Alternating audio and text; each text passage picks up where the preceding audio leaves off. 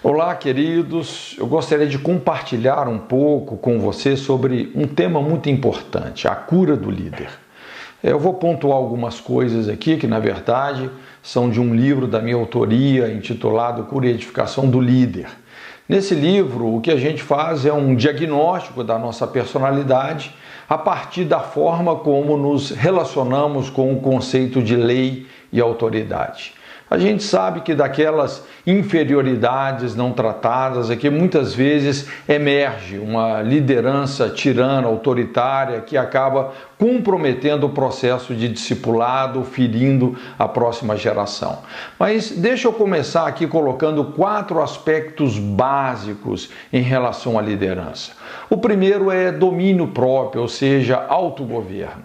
Essa é uma bênção, talvez a bênção maior da obra de Cristo nas nossas vidas. Você ter domínio próprio, autogoverno. Você governa os seus apetites e não o contrário. Você governa os seus sentimentos e não o contrário. Então você passa a realmente ser senhor de você mesmo a partir de uma sujeição ao Espírito Santo. Essa característica bíblica de um líder, ser cheio do Espírito Santo, significa basicamente isso, autogoverno. A segunda base aqui é a gente entender esse dilema entre uma cultura de controle e uma cultura de emancipação. Controlar é você manter as pessoas limitadas ao seu crescimento por motivos muitas vezes doentios, alguns caprichos doentios. Controle é manter pessoas debaixo de um tratamento infantil. Liderar é investir na liderança de outros. A emancipação é a parte essencial do processo de maturidade. Então, o processo natural da maturidade, quando a gente observa que a infância, a juventude, o casamento, chega ali o casamento, você deixar pai e mãe, que é exatamente essa emancipação. O casamento é o divisor de águas que te coloca na vida adulta. É interessante que no Evangelho de Mateus a gente observa esses 3 grandes comissionamentos que Jesus fez. O vinde a mim, que é lidar com os excessos emocionais, o vinde após mim, que é aprender a negar a si mesmo, colocar limites para os desejos e sentimentos, e o ide, lá em Mateus 28, que é a emancipação, você assumiu o seu papel para com a sua geração. Então isso é algo muito chave, a gente entender essa diferença entre uma cultura de controle e uma cultura de emancipação. Uma boa liderança exige realmente uma cultura de emancipação, não de controle. E o terceiro ponto aqui é essa diferença entre liderar e chefiar. São coisas bem diferentes. Liderança é influência inspirada por confiança, é algo voluntário. Chefiar é influência determinada por resultados, é algo pago, não é? Então, se você tem uma empresa, você contrata um funcionário e aquele funcionário não dá os resultados que você espera, você simplesmente demite aquela pessoa, não é? Então, veja bem que tanto liderar quanto chefiar são ações importantes. Eclesiasticamente falando, eu diria que 95% é liderança, 5% é chefiar. Empresarialmente, talvez isso possa até se inverter, né? E um quarto ponto aqui, uma quarta base, é a questão da autoridade, né? É interessante que essa palavra autoridade vem de autoria, não é? Mas também está muito ligado sobre poder, domínio, sobre um território, sobre uma área, não é? Que você desenvolveu uma expertise, por isso se tornou um autor, né? Tem autoridade.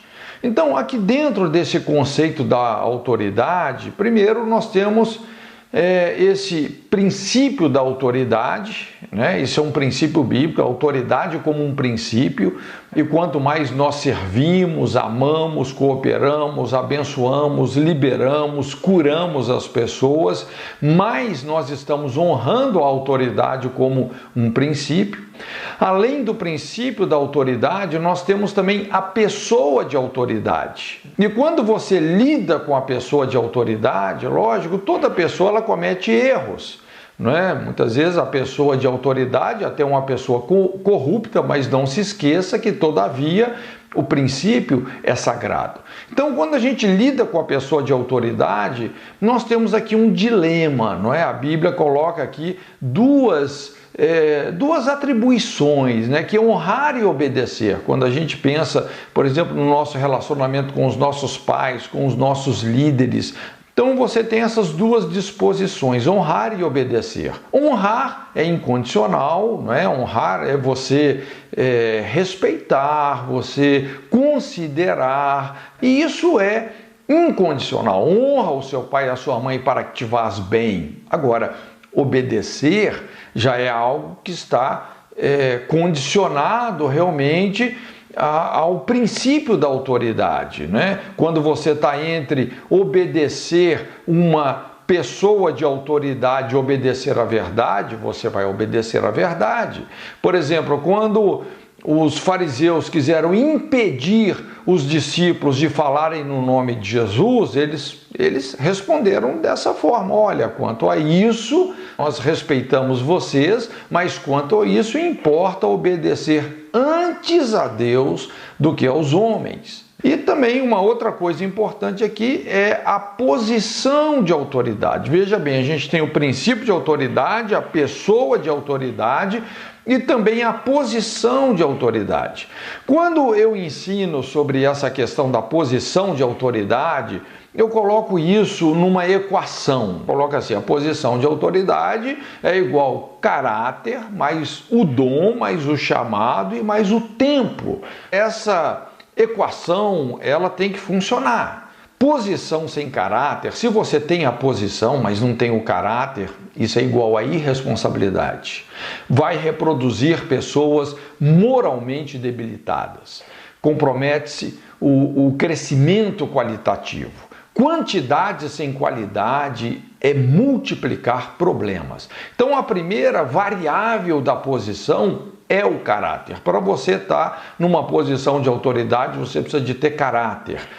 Também aqui uma segunda variável, que é o dom. Às vezes, se você tem a posição, mas não tem o dom, ou seja, posição sem dom é igual a ineficiência.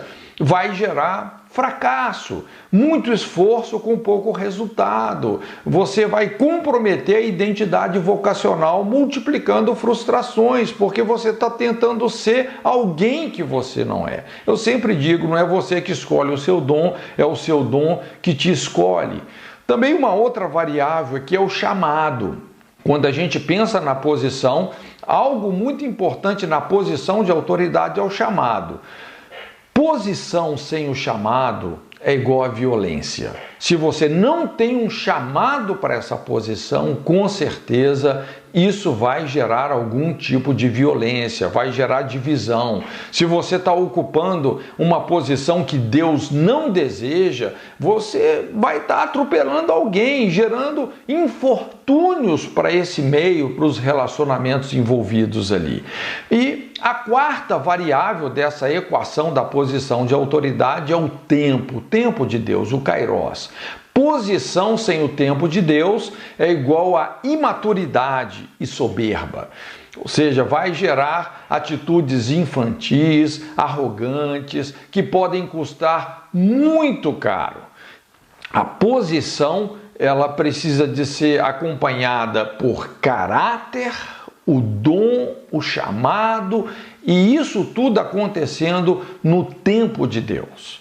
É interessante que autoridade gera confiança. A confiança alavanca a liderança. E a liderança é essencial num processo saudável de discipulado. Então é importante nós entendermos que autoridade começa na submissão. Eu sempre digo que a nossa autoridade tem a mesma natureza da nossa submissão. Ou seja, quando você se submeteu à disciplina de alguém, a todo um processo, para você ganhar autoria, autoridade naquela área e no desempenho da sua liderança. E a submissão, ela funciona pela interdependência. Então, eu gostaria de pensar junto aqui com você agora sobre esse conceito da submissão, que tem sido uma palavra assim objeto de muito abuso por líderes, não é? E para a gente poder assim desenvolver uma ideia mais clara, eu gostaria de compartilhar com você o que não é submissão. Não é? Antes da gente falar sobre o que é a submissão, o que não é a submissão?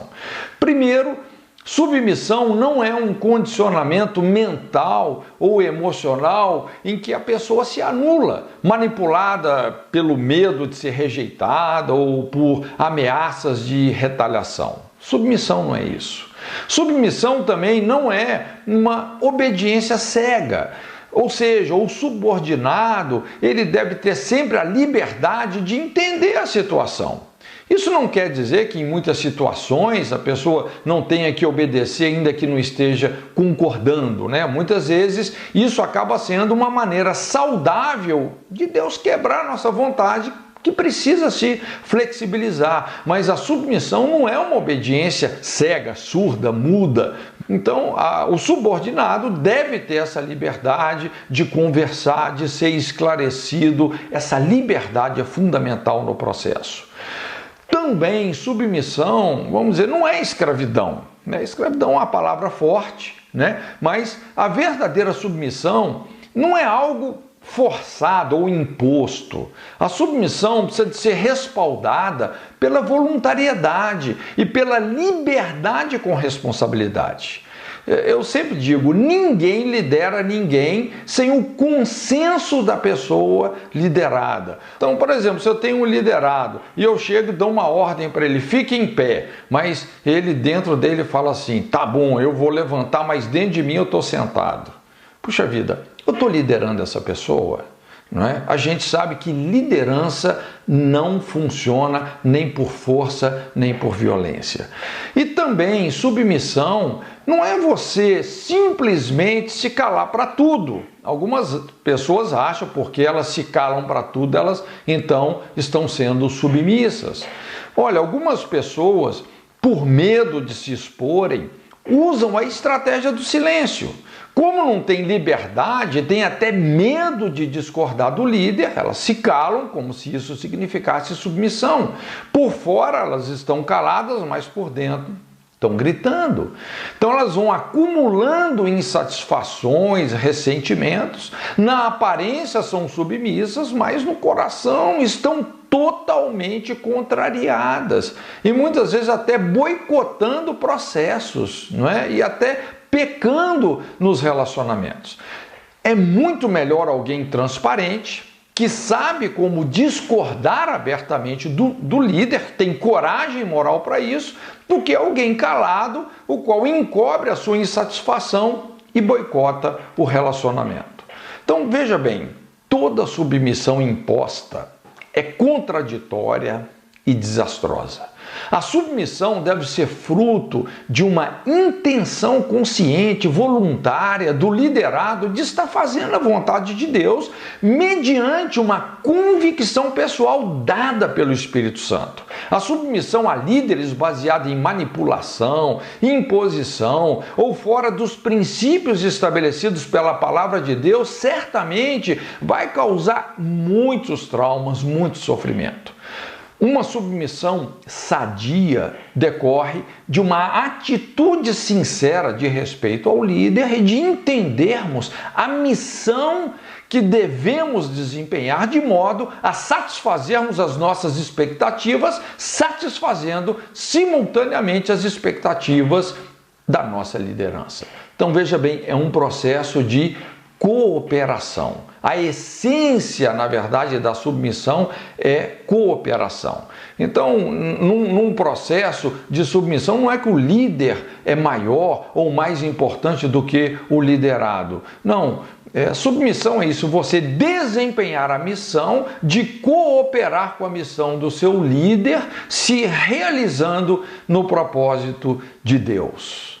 Algo muito importante sobre isso, né, quando nós olhamos para o exemplo de Jesus, e Jesus explicou que o nível mais elevado de liderança é a amizade, né? A amizade que vem da confiança, que vem de uma submissão interdependente. Jesus disse assim: já não vos chamo servos, porque o servo não sabe o que faz o seu senhor, mas tenho-vos chamado amigos, porque tudo quanto ouvi do meu Pai vos tenho dado a conhecer.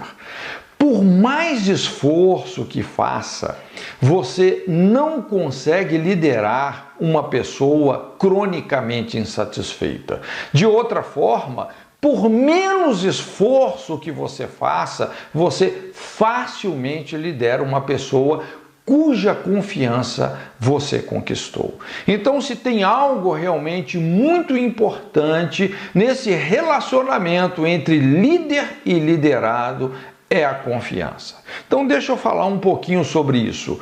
Como investir na confiança? Eu gostaria de sugerir algumas maneiras importantes de investir para aumentar o saldo emocional de um relacionamento.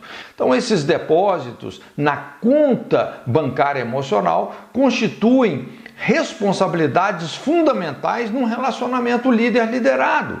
Eles vão construir o ambiente para essa submissão sinérgica. Então, queria pontuar algumas coisas. São esses depósitos. Primeiro, respeito e compreensão. Esse é um grande depósito, né? Quando a gente pensa num relacionamento entre líder e liderado, qualquer relacionamento, na verdade. Isso vem da habilidade de reconhecer e de comprometer com o valor da outra pessoa. Tentar compreender a outra pessoa é provavelmente um dos depósitos mais importantes que se pode fazer, além de ser a chave para todos os outros depósitos, porque se você não respeita a pessoa, dificilmente você vai conseguir levar esse relacionamento para frente. Você não saberá o que constitui um incentivo para uma pessoa até compreendê-la em relação aos seus valores, aquilo que é importante para ela. Muitas vezes, o que para você seria um depósito, às vezes para outra pessoa pode ser visto até como uma retirada. Então é muito importante a gente saber relacionar com cada pessoa nesse sentido. Tem um ditado que fala assim: trate a todos igualmente, tratando a cada um de forma diferente, a partir realmente dos valores daquela pessoa, daquilo que realmente ela considera como sendo importante. O ponto de partida de um bom relacionamento é compreender a pessoa, respeitá-la. Então, esse é o primeiro depósito. O segundo depósito aqui, muito importante no relacionamento entre um líder e um liderado, são as pequenas gentilezas. Eu sempre digo, pequenas gentilezas causam e demonstram grande consideração. As pequenas gentilezas, cortesias, são fundamentais. A falta de cortesia, o descaso, o desrespeito, mesmo mínimos, provocam um afastamento considerável.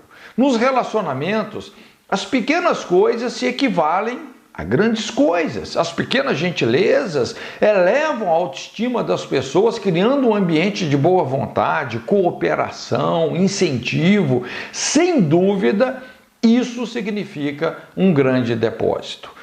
O terceiro ponto aqui é honrar os compromissos. Se tem algo muito importante em qualquer relacionamento, é isso. Honrar um compromisso, uma promessa, é um depósito enorme. Emocionalmente, isso tem um significado muito grande. Romper o prometido é um saque imenso. Provavelmente não há retirada maior que fazer uma promessa que seja importante para alguém e depois você não cumprir aquilo. Quando uma nova promessa for feita, essa promessa vai ter credibilidade? Obviamente que não. As pessoas, elas costumam alimentar as suas esperanças com promessas. particularmente promessas sobre as suas necessidades sentidas. Quando essas promessas não são cumpridas, vem à tona sentimentos diversos, sentimentos de traição, de frustração, que podem até, vamos dizer assim, destruir aquele relacionamento, encerrar a conta bancária emocional, esgotar a saúde do relacionamento. Deslealdade produz desconfiança. A desconfiança aumenta a insegurança. A insegurança afasta as pessoas e destrói as oportunidades. O quarto ponto aqui, o quarto depósito nessa conta bancária emocional é esclarecer as expectativas. Isso aqui é muito importante, né? Muitas vezes demanda aquele momento assim de ter uma conversa corajosa, né? Esclarecer as expectativas.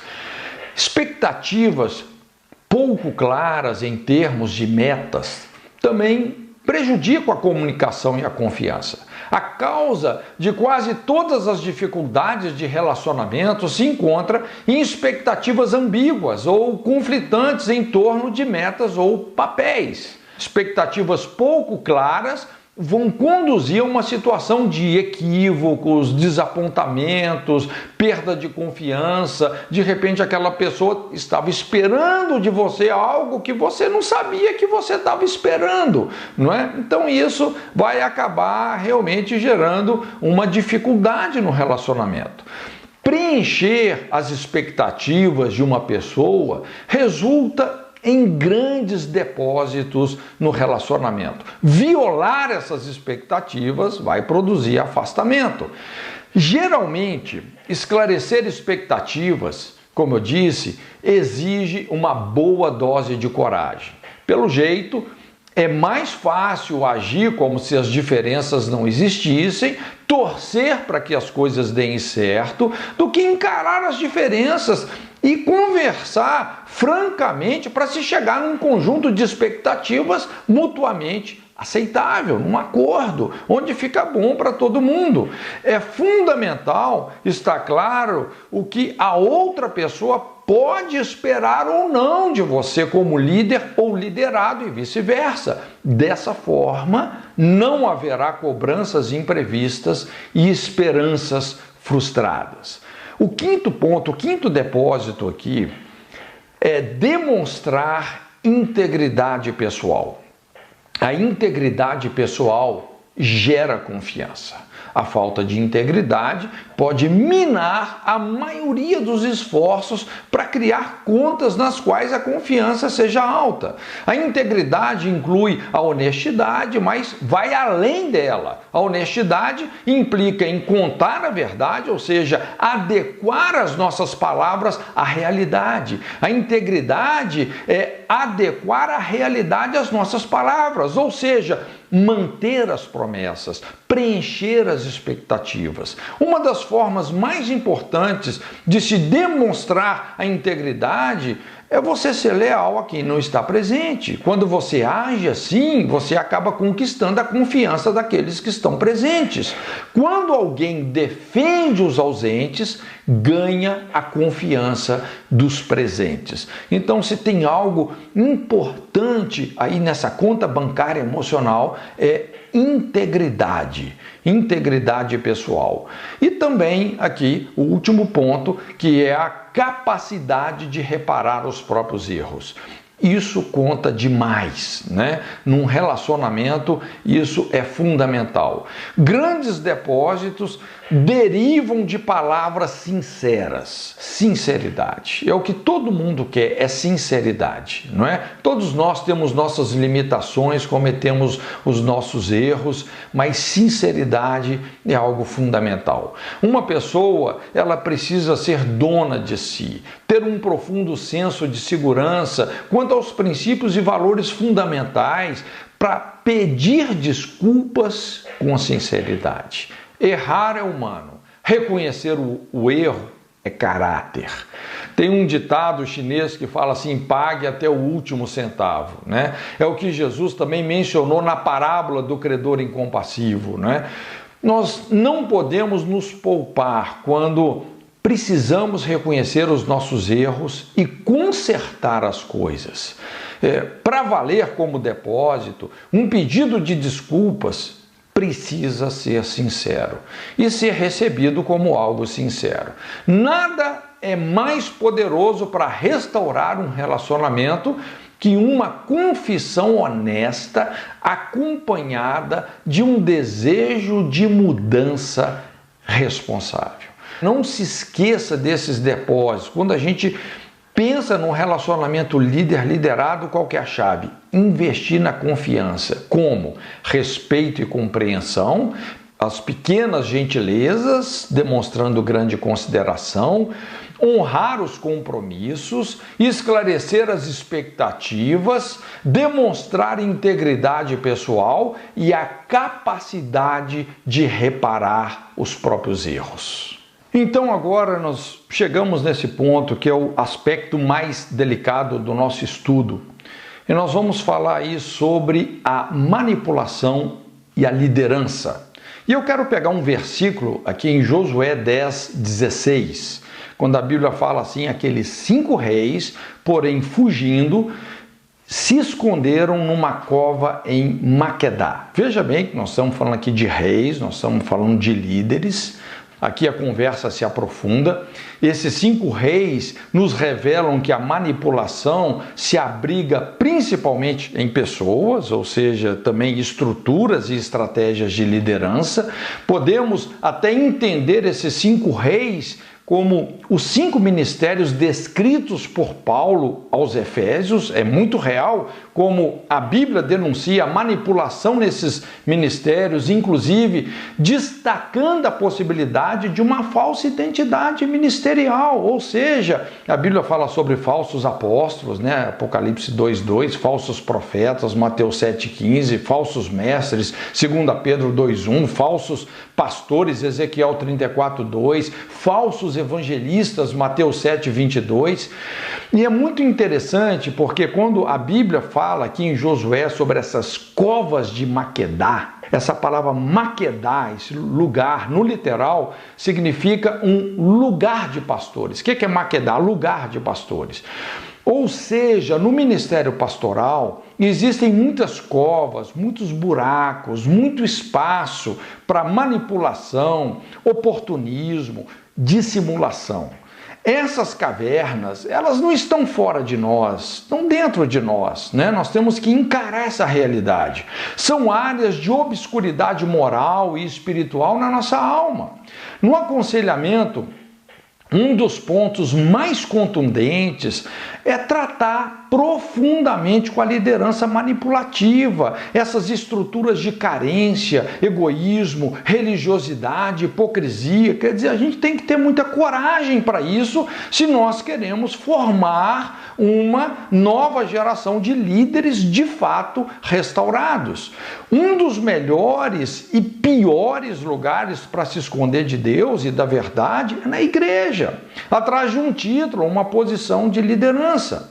Então, o primeiro passo para lidar com distorções na personalidade, corrigindo os desvios manipulativos na liderança, é simplesmente diagnosticá-las de forma profunda, sem temer as mudanças que nós precisamos sofrer. É difícil separar essas distorções umas das outras, nós vamos ver aqui, porque nós vamos especificar várias delas, né? Exatamente porque os conceitos relativos à manipulação e aos abusos de autoridade, eles se misturam, né? A gente separa aqui didaticamente, mas dessas plataformas também emergem tipos de personalidades e perfis de liderança que, na verdade, não formam, mas deformam os novos discípulos, estabelecendo um esquema multiplicador de falhas e propagador de feridas. Então, nós vamos nos concentrar em diversas expressões referentes ao exercício da autoridade no discipulado que conflitam com o espírito de liderança demonstrado por Jesus. Cada uma dessas expressões sintetiza uma forte distorção do princípio divino da autoridade. Então vamos lá, o que são essas covas de Maquedá, né? Nós falamos, a alma da cura é o diagnóstico. Então vamos tentar diagnosticar essas coisas aqui. Distorções manipulativas que corrompem o princípio da liderança. Primeiro ponto, esse ponto até um pouquinho maior, mas esse é o primeiro ponto: controle, a ditadura. Ou seja, quando o líder anula no discípulo a responsabilidade de ouvir a Deus. No contexto eclesiástico, existe uma certa tendência do líder assumir a posição do Espírito Santo na vida das pessoas. Essa conduta no discipulado conspira contra a responsabilidade pessoal e vital de conhecer a Deus e aprender a depender dele. Na liderança controladora, a tônica do discipulado não é buscar o conselho de Deus, mas se fundamenta na irredutível opinião do líder, que na grande maioria das vezes é imposta. É quando a palavra do pastor, do profeta, do apóstolo não é mais julgada segundo as Escrituras, confundindo-se com a voz de Deus. Esse tipo de distorção castra a audição espiritual da igreja, produzindo surdez na vida dos discípulos. Uma deficiência na audição tem como efeito colateral direto uma deficiência na fala, inibindo a fé, emudecendo o ministério profético, decepando a criatividade e as novas iniciativas do ministério apostólico. Dessa forma, nós edificamos não uma igreja, mas uma seita. Quando a voz de Deus é substituída pela voz de um líder impositivo, ditador, olha, não é mais uma igreja, deixou de ser uma igreja, passou a ser uma seita. Nós só podemos enquadrar alguém como discípulo de Jesus quando essa pessoa aprendeu a ouvir a voz de Deus. Isso é um processo. Ouvir a voz de Deus é como aprender um novo idioma a partir do conhecimento do caráter de Deus. Isso ocorre quando nós incentivamos uma vida devocional de relacionamento com as Escrituras. Jesus, ele assegurou: as minhas ovelhas ouvem a minha voz. O cristianismo é essencialmente relacional. O cristianismo não é uma lista de dogmas, de regras, não, é essencialmente relacional. A função básica do discipulador é conduzir o discípulo a se exercitar em ouvir a voz de Deus. Esse é o princípio mais elevado e o objetivo maior no discipulado. É prioritário levar cada discípulo a ter raízes, e raízes fortes em Deus, raízes fortes na sua palavra. Veja bem o que Jesus fala: todo aquele, pois, que ouve essas minhas palavras e as pratica, assemelha-lo-ei ao homem prudente que edificou a sua casa sobre a rocha. Funciona assim. Então esse é um ponto de tentação no discipulado. Devido à insegurança espiritual que sente, a tendência natural de um novo convertido é transferir para o discipulador a responsabilidade quanto ao ouvir a Deus em relação a essas questões pessoais da sua vida. E isso pode até transparecer um ar de submissão, mas também pode ser, na verdade, o sintoma de uma personalidade insegura a caminho de uma dependência crônica que produz uma paralisia espiritual. Veja bem, até um certo ponto, durante a infância espiritual, depender do líder é normal, mas essa dependência pode se tornar viciante, o que boicota o crescimento. Esse é um ponto de tentação com o qual o discipulador não deve negociar. Aqui entra a sua maturidade, a sua capacidade didática. Ainda que o conselheiro saiba como fazer escolhas melhores que aquela pessoa que ele está discipulando, ao mesmo tempo, ele não pode sonegar a esse discípulo a oportunidade de aperfeiçoar sua audição espiritual, ainda que esse possa e venha cometer alguns erros. Em muitas situações, pessoas me procuram: pastor, o que eu faço? Que decisão que eu tomo? E muitas vezes o que o Espírito de Deus me orienta, eu falo com elas: nem se eu soubesse eu te diria, vai ouvir a Deus, vai buscar a Deus, estamos aqui por perto, não é? Então, vejamos isso no relacionamento entre Elias e Eliseu. Lá em 2 Reis 2:2, ele tem um momento, que foi o momento ali da partida de Elias. Então Elias fala com Eliseu, olha, fica aqui, porque o Senhor está me mandando lá para Betel. Só que Eliseu chegou e falou, vive o Senhor, vive a tua alma, que não te deixarei. E assim desceram a Betel.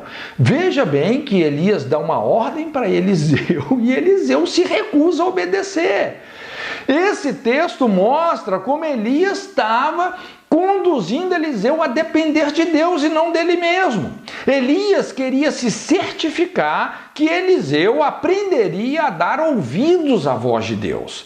Então, essa foi a grande prova da vida de Eliseu e, felizmente, ele foi aprovado. Mesmo contrafazendo a orientação do seu mestre, Eliseu entendeu e obedeceu à voz de Deus e, por isso, acabou recebendo a unção dobrada do Espírito que revestia Elias. Na verdade, se você perceber, Elias não queria que Eliseu fizesse o que ele estava mandando. Já era hora de começar a andar com as próprias pernas. O intuito de Elias era emancipar Eliseu. A maturidade em discernir e obedecer à voz de Deus é o que determina esse momento. Eliseu correspondeu às expectativas, demonstrando que ele estava pronto não apenas para a partida de Elias, como também para assumir o seu próprio papel. Líderes que estimulam seus liderados a dependerem de Deus e não deles mesmos, formam seguidores com potencial maior ainda que o deles. Não é de se maravilhar que na Bíblia Eliseu tenha realizado o dobro dos milagres de Elias. Se não exercermos autoridade com o intuito de estimular as pessoas a ouvirem a Deus, nós vamos acabar tomando aquele lugar que só pertence a Deus na vida delas. Esse espírito de controle provoca dependência emocional, surdez espiritual e religiosidade. Ao invés de você fazer um discípulo, você vai criar uma parasita. Pessoas dependentes, tímidas, sem iniciativa espiritual, que só recebem e nunca dão, que só comem e nunca exercitam. Esse é o diagnóstico de uma vida espiritual sedentária, raquítica. Deixa eu aproveitar esse primeiro ponto aqui e colocar aqui algumas estratégias de controle denunciadas nas Escrituras. A gente falando sobre esse ponto que é o controle, a ditadura. 3 estratégias. A primeira é o misticismo. Paulo, em Colossenses 2, ele fala assim, olha, ninguém vos domine a seu bel prazer com pretexto de humildade, o culto dos anjos. Quer dizer, Paulo está dizendo assim, ninguém te manipule, metendo-se em coisas que não viu, estando debalde inchado na sua carnal compreensão. Veja bem que Paulo menciona pretextos de humildade, até culto dos anjos, mostrando até onde pessoas podem tentar impressionar outros misticamente pela religiosidade, com o objetivo de lograr interesses pessoais, manipular carnalmente. A denúncia de Paulo é que a espiritualidade mistificada é um artifício não da espiritualidade, mas da carnalidade. Não se iluda. Pessoas que, por exemplo, contam aquelas experiências espirituais absurdas ou testemunham e simulam milagres que nunca aconteceram, como ele fala, em coisas que não viu, manipulando o louvor alheio em relação à sua espiritualidade. No fundo, essas pessoas são carentes e doentes. Lutando com a rejeição, elas tentam compensar suas feridas com a sofisticação espiritual. Tudo o que querem é a atenção para conseguirem dominar e manipular. A segunda estratégia de controle é o julgamento preconceituoso. Também aí, nesse mesmo capítulo de Colossenses 2, Paulo fala, ninguém vos julgue pelo comer, beber, ou por causa dos dias de festa, lua nova, sábados, que são sombra das coisas vindouras, mas o corpo é de Cristo. Veja bem, existe uma diferença brutal entre ter conceitos e ter preconceitos. O preconceito não só limita os relacionamentos e valores de outros, como do próprio evangelho. Impõe-se um padrão de santidade baseado em estereótipos, ritos e práticas externas que são de caráter simbólico, didático. Para todo preconceito cerimonial bíblico, existem leis morais que devem ser discernidas, aprendidas, obedecidas. Muitos têm uma tendência ritualística de exaltar o superficial e ignorar a responsabilidade moral. Espiritualmente, isso é trágico. É por essa fenda que se infiltra o espírito de religiosidade. Toda pessoa que enfatiza demasiadamente um perfil externo de santidade, normalmente está compensando debilidades morais internas. Essa foi a famosa síndrome dos fariseus, que apesar de toda a religiosidade que demonstravam, eles não produziam frutos de arrependimento. A incoerência entre a vida interior e a exterior, entre a santidade e a religiosidade. Isso expressa a face do preconceito como uma ardilosa infiltração satânica na igreja. Então nós não devemos confundir santidade com religiosidade, muito menos subestimar o poder sedutor da religiosidade. Nós sabemos, Deus é santo, mas o diabo é religioso. É o que Paulo fala, não é de se admirar, porquanto o próprio Satanás se disfarça em anjo de luz. Por mais que ritos comportamentais e práticas externas de santidade tenham o poder de impressionar, não devemos nos deixar manipular por essas sombras. Paulo chama isso de sombras, não é? Também uma outra estratégia aí dentro desse primeiro ponto, que é o controle, a ditadura, é a falsa profecia. Olha, se tem uma maneira de manipular a gente, é a falsa profecia. É interessante, em Jeremias 5, verso 30, Deus denunciando aqui, né, falando coisa espantosa, horrenda, se anda fazendo na terra. Os profetas profetizam falsamente, os sacerdotes dominam por intermédio deles. Veja bem como é que os sacerdotes estavam manipulando o povo através das falsas profecias dos profetas. E fala assim, o meu povo assim o deseja. Que coisa terrível! Sem desprezar a enorme importância do ministério profético, a profecia pode se tornar ardilosamente um mecanismo de manipulação. Muitas pessoas, por vários motivos, sentem-se totalmente desacreditadas na sua comunhão com Deus. E elas acabam entregando as decisões mais importantes das suas vidas a alguém que se auto-intitulou profeta. Passam a ser iludidas, manipuladas, e isso, olha, só vai resultar em fortes decepções.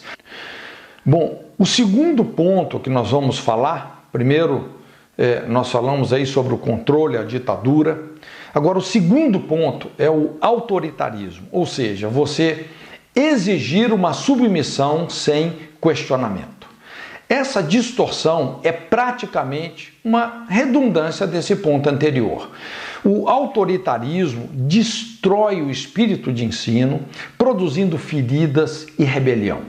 Condicionar pessoas a uma submissão imposta produz medo e não respeito pelo líder. A submissão deve ser baseada em uma atitude de apoio e comunicação. O líder autoritário, ele oferece sempre um tratamento rígido, controlador, que afasta as pessoas livres e aglutina os inseguros. Isso predispõe a igreja a muitas baixas e rachas. As pessoas mais esclarecidas, depois de muito conflito, acabam se afastando, saindo, indo embora. A autoridade nunca deve ser usada de maneira que fira a liberdade das pessoas. O exercício da legítima autoridade resguarda a liberdade e confronta a libertinagem. Quando a orientação de um líder não pode ser honestamente questionada, o seu espírito de liderança se torna suspeito. A deslealdade e a ausência de argumentos são frequentemente compensadas pela imposição, pela força, pela violência.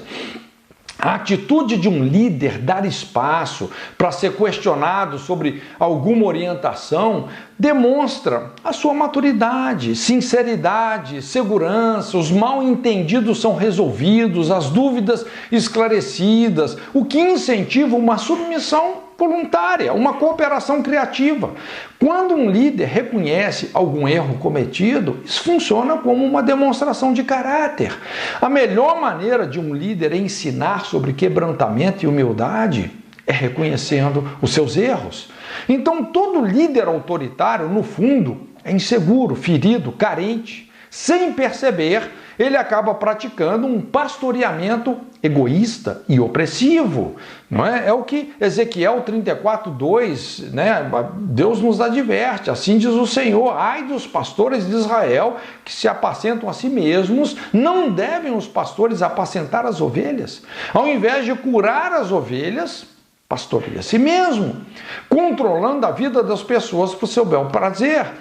Esses líderes autoritários, eles se colocam como dono e não como servo das pessoas. A possessividade no dom pastoral é um dos maiores pontos de prova. Por causa dessa motivação corrompida é que muitos líderes reprovados por Deus caem em terríveis laços e concupiscências. Veja bem, existe uma linha fina que separa o conselho da imposição, né, da manipulação. O conselho tem uma motivação servidora, enquanto a imposição é egoísta e injusta. Ezequiel 45:9, assim diz o Senhor: basta, ó príncipes de Israel, afastai a violência e a assolação, praticai o juízo, a justiça.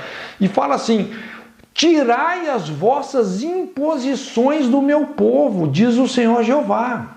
O espírito de conselho vem da dependência de Deus. As imposições vêm de insegurança e feridas. O líder inspira, o manipulador intimida, o líder direciona, o manipulador domina, o líder motiva, o manipulador controla, o líder conquista, o manipulador seduz. Um líder jamais deve constranger as pessoas a aceitarem o seu conselho. Bom, agora, terceiro ponto aqui, a terceira estratégia de manipulação, mais uma cova da alma, o exclusivismo. Quando o líder não permite que o discípulo receba de uma outra fonte, exclusivismo. Então, nesse caso, o líder se coloca como dono da verdade, melhor que os outros. Talvez ele não declare isso abertamente, mas o seu comportamento permite claramente essa leitura. Isso vem da superioridade, que é apenas uma tentativa de compensar algum tipo de inferioridade ainda não resolvida. Por sua vez, essa inferioridade que o faz se achar pior que os outros faz com que o seu comportamento seja regido pelo medo de perder as pessoas. Esse jogo da alma entre superioridade e inferioridade produz um comportamento exclusivista sob o convincente pretexto de proteger. Não, quero te proteger, não ouve aquela pessoa, não ouve o outro, você só tem que ouvir aqui. Puxa vida, isso destrói o espírito de interdependência e unidade, levando o líder a se autoafirmar em detrimento de outros, manipulando os seus adeptos. Esse exclusivismo pode estar ligado a um perfil de rigidez doutrinária que, na verdade, é a base para muitas heresias e distorções teológicas. Na prática, o exclusivismo é também o efeito colateral do grave erro de idolatrar uma doutrina ou uma ênfase ou uma visão ministerial. A próxima estratégia de manipulação é o paternalismo. Essa também é uma cova, uma das famosas covas de Maquedá. A superproteção e a possessividade. O paternalismo se estabelece quando o líder começa a tratar um discípulo adulto, um filho adulto, ou que já deveria ser adulto, como se fosse um bebê na fé. insiste que aquela pessoa continue numa posição quase que subserviente, de dependência em relação a ele.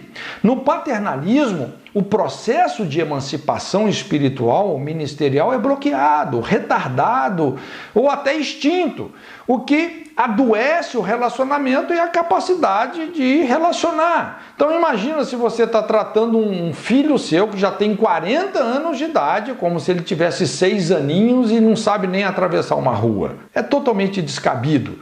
Existem pessoas que se tornaram débeis espiritualmente, que enterraram seus talentos, se intimidaram ministerialmente, apenas porque não conseguiram se libertar do controle de um pai na fé ou de uma mãe espiritual. Pessoas que exerceram esse controle, essa manipulação, que não é paternidade, é paternalismo. Em se tratando de líderes possessivos, não há espaço para um relacionamento de igual para igual. De alguma forma, a pessoa precisa deixar claro que está debaixo das suas rédeas. Líderes dominadores interpretam como um desaforo, uma deslealdade, quando uma pessoa tem uma iniciativa natural de crescer espiritualmente, desfrutando de uma autonomia maior. Então esses líderes paternalistas, eles se sentem ameaçados quando alguém demonstra que já não mais precisa tanto da sua tutela e percebe a necessidade, de se desmamar. Porém, quando se tenta argumentar com esses líderes, eles não conseguem de maneira alguma aceitar que estão errados, que as pessoas já estão suficientemente maduras para seguirem o seu caminho sem a sua proteção, Isso é simplesmente doentio e causa prejuízos incalculáveis à obra de Deus. A superproteção sempre caminha de mãos dadas com a acepção de pessoas. É importante compreender que, por mais que as pessoas sejam importantes, elas não estão acima dos princípios de Deus. Se não fosse assim, não existiria uma condição eterna de juízo descrita pelo inferno. Contrafazendo essa verdade, o paternalismo ensina que as pessoas são mais importantes que os princípios e que as leis divinas. Quando um líder protege um liderado, encobrindo por qualquer motivo que seja seus pecados, negligenciando um confronto necessário, abre-se a brecha para uma conduta paternalista se estabelecer. Isso gera conivência com o pecado, um laço que tem prendido muitos líderes na imoralidade. Aquele famoso perigo de um líder paternalista com uma secretária carente é apenas um exemplo de como o paternalismo pode corromper um relacionamento e destruir a obra de Deus. No paternalismo, o líder tende a monopolizar e muitas vezes idolatra os seus discipulados. Com medo de perdê-los, deixa de confrontá-los quando se faz necessário, ele não tem força moral para corrigir as pessoas, pelo contrário, ele apenas adula, faz as pessoas se sentirem bem, ao invés de pastorear as ovelhas, está criando cobras, prendendo as pessoas na imaturidade. Dessa forma, um dos resultados é que o paternalismo aglutina pessoas aproveitadoras, que destroem o rebanho, suga o potencial do pastor. Na verdade, o que está motivando esse líder não são as necessidades alheias ou uma consciência do chamado de Deus, mas a sua própria carência afetiva. Apesar de estarem numa posição de liderança, líderes paternalistas são pessoas extremamente carentes de aceitação. Portanto, a forma de suprir o seu déficit emocional é desempenhando arduamente o ministério pastoral. Seu tremendo esforço em lutar por apoio, aceitação e a apreciação das pessoas é motivacionalmente perigoso. Acaba sendo interpretado por muitos como um ótimo desempenho ministerial, porém o espírito é errado e doentio. Isso inevitavelmente transparecem em crises de intolerância e ciúmes, quando outros se destacam mais que ele na vida dos seus adeptos, o que evidencia uma ferida aberta na personalidade que, ao invés de ter sido tratada, foi apenas maquiada, espiritualizada. Então, esse paternalismo deformado certamente reproduzirá um desenvolvimento também deformado dos discípulos. Os relacionamentos passam a se desenvolver na base de cobranças de amor, chantagens emocionais. A prioridade não é amar, mas pedir amor. Gente, isso é doentio. É o comportamento almático, enclausurando a liberação do espírito. Toda pessoa genuinamente imbuída de autoridade deve saber que o objetivo do discipulado é formar pessoas segundo o caráter de Jesus e não segundo a personalidade de um homem. Paulo disse: sede meus imitadores, assim como eu sou de Cristo. A rigor, o modelo é Cristo e não Paulo. Paulo não procurava pessoas para si, mas para o reino de Deus. Ele visava em cada discípulo a estatura espiritual de varão perfeito em Cristo. O quinto ponto aqui, mais uma cova de Maquedá. O perfeccionismo, essa é uma distorção manipulativa terrível na liderança. Então, o perfeccionismo, esse endeusamento de regras particulares. O grande erro do perfeccionismo é substituir a lei do amor pela lei do certo. Lógico que esse certo, entre aspas, é relativo a uma conjectura pessoal que muitas vezes conflita com parâmetros fundamentais do reino de Deus. A plataforma básica é um comportamento de justiça própria, cobranças obsessivas, com detalhes insignificantes, em que os relacionamentos são afligidos. A Bíblia adverte, Eclesiastes 7,16 fala: não sejas demasiadamente justo, nem demasiadamente sábio, por que te destruirias a ti mesmo? Pessoas perfeccionistas podem ser tão intolerantes nos seus detalhes e exigências que as pessoas ou se afastarão delas ou entrarão em conflito com elas.